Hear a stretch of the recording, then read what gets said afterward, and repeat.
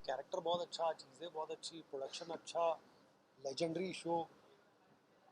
और राजन सर का शो तो मुझे सच बताऊं तो तब मुझे बिल्कुल भी आइडिया नहीं था कि ये रिश्ता क्या कहलाता है, क्या है। वो जानते ही थे हम, राजन सर को भी मैं जानता था। 18-19 सीन एक दिन में परफॉर्म करना ये अपने आप में बहुत बड़ा अच्छा है। डेफिनेटली मेरे सीन्स ज़्यादा अभीरा के साथ ही हैं, तो उनके साथ भी अच्छा मेरा बॉन्ड है। और ऑन बोर्ड ऐसे आया, मुझे कॉल आया सबसे पहले तो राजन जी के यहाँ से। एंड उससे पहले मेरी एक मुलाकात हुई थी सर से, रैंडम मुलाकात थी। और ऐसा था कि कहने वाला था कि सर कुछ रहेगा तो बताइए, क्योंकि मेरा तब हाथ में फ्रैक्चर हो रखा था और वो ठीक ही हुआ था। तो उनका ख्याल आया जहन में, उनसे पहले भी एक बार बात हुई थी, तो मैंने उनको फ़ोन करने के लिए सोचा ही था कि वो उस दिन मुझे मिल गए। तो मैंने उन्हें बोल दिया कि सर, जनरली ऐसा होता नहीं मैं किसी को बोलूं, बट उन्होंने सामने से मुझे काफ़ी कुछ कहा था, तो मैंने उनसे कह दिया कि सर अब कुछ रहेगा तो मुझे बताइए। 2 दिन के बाद उनके ऑफिस से मुझे कॉल आया। एंड देन मुझे पता चला कि कैमियो है। तो मैंने कहा सर कैमियो तो मतलब उनकी टीम को ही मैंने बोला कि कैमियोज में करता नहीं हूँ, ये बहुत मुश्किल होगा ये। तो उन्होंने बोला एक बार सुन तो लो, एक बार देख लो, फिर बाकी आगे आपको करना हो तो मैंने सुना, मैंने कैरेक्टर सुना। फिर उसके बाद मैं बैठा, उसके बाद मैंने सारे पैरामीटर देखे तो सब में प्लस ही था मामला, कहीं माइनस था नहीं। कैरेक्टर बहुत अच्छा, चीज़ें बहुत अच्छी, प्रोडक्शन अच्छा, लेजेंडरी शो। और राजन सर का शो तो मेरे लिए ऐसा हो गया कि बहुत मुश्किल उसमें फंस गया था। फिर उसके बाद मैंने सोचा कि नहीं यार, ठीक है।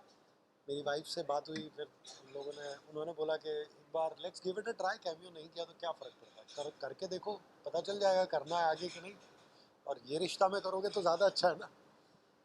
Then I came on board. मैंने सर को बोला कि चलो ठीक है सर, आप जो भी। फिर सर का ही फ़ोन आ गया एक्चुअली मुझे, उन्होंने बात की तो फिर मैं कुछ बोल ही नहीं पाया। मैंने बोला ठीक है सर, मैं कर रहा हूँ, आप बस आदेश कीजिए।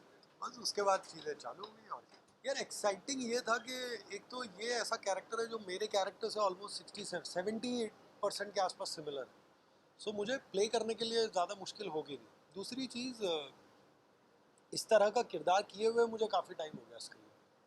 तो ऑलमोस्ट 5 साल 6 साल हो गए इस तरह का किरदार किए। मिटेगी लक्ष्मण रेखा के बाद इस तरह का कोई कैरेक्टर मैंने किया नहीं। मेरे लिए ये था कि यार 6-7 साल के बाद ऐसा कुछ कर रहा हूँ वापस, तो अच्छा लगेगा, मज़ा आएगा, ऑडियंस के लिए भी एक रिफ्रेशिंग चीज़ हो जाएगी।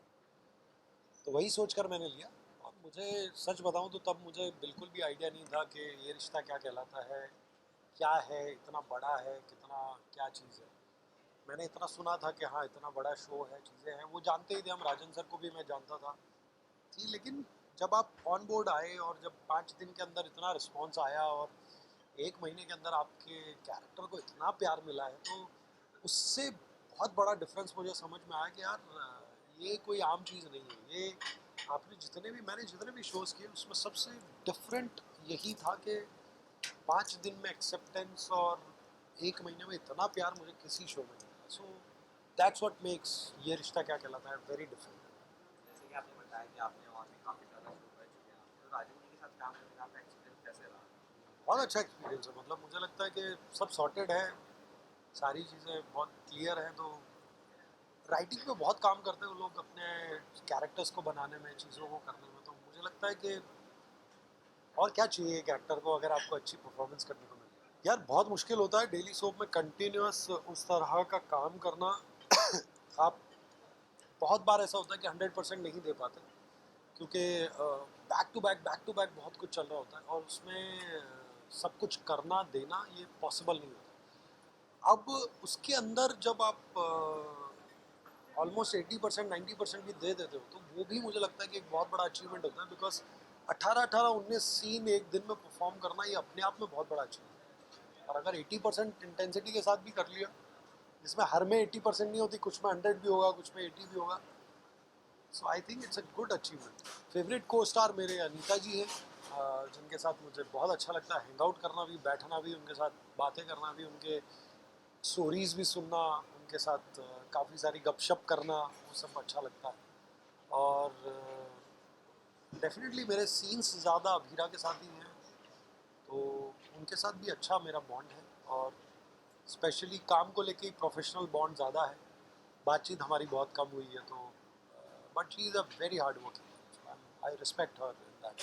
यार ऑफ कैमरा यार वहाँ पर ना बहुत सारे डॉग्स हैं सेट पे, तो मुझे नहीं मालूम था कि वहाँ पे मतलब राजन सर का डॉग्स को लेके इतना प्रेम है कि वो सीन करते टाइम पे कई बार बिल्ली वगैरह या डॉग वगैरह वो एकदम से शुरू में मेरी आदत जब नहीं थी, तो एक बार कुछ जंप करके मेरे ऊपर आ गया था, और वो वैसा कुछ हुआ था, तो वो मोमेंट पे मुझे लगा कि यार अच्छा ये होता है यहाँ पे, ये मेरे लिए नया है। अब ना मैंने वो सोचना बंद कर दिया कि मैं ये नहीं किया, ये करना चाहता हूँ। मुझे लगता है कि जो आता है उसमें से अगर मेरे पास प्रिविलेज रही, मैं चुन पाया, तो उनमें से ही मैं कुछ डिसाइड करूँगा, क्योंकि अनएक्सप्लोर्ड तो इतनी सारी चीज़ें हैं कि आप कुछ भी कर लो। सुपर हीरो मुझे एक्सप्लोर करना है कि सुपर हीरो वाला कुछ ऐसा रोल हो जो आप एक्सप्लोर कर सको। देन फिर कुछ ग्रे शेड्स होते हैं जिनको आप एक्सप्लोर करना चाहते हो, जहाँ पे ऐसा एक डार्क साइड इंसान का जो साइकोलॉजिकल जो थ्रिलर्स होते हैं उस तरह की चीज़ें, जैसे काल भैरव था, इस तरह का कोई साइकोलॉजिकल थ्रिलर हो, तो वो उस तरह की कुछ चीज़ें एक्सप्लोर करने में और भी मज़ा आएगा। वैम्पायर्स हो गए, तो मुझे फैसिनेट करती है सारी चीज़ें, स्पेस को लेके कुछ हो तो वो सब।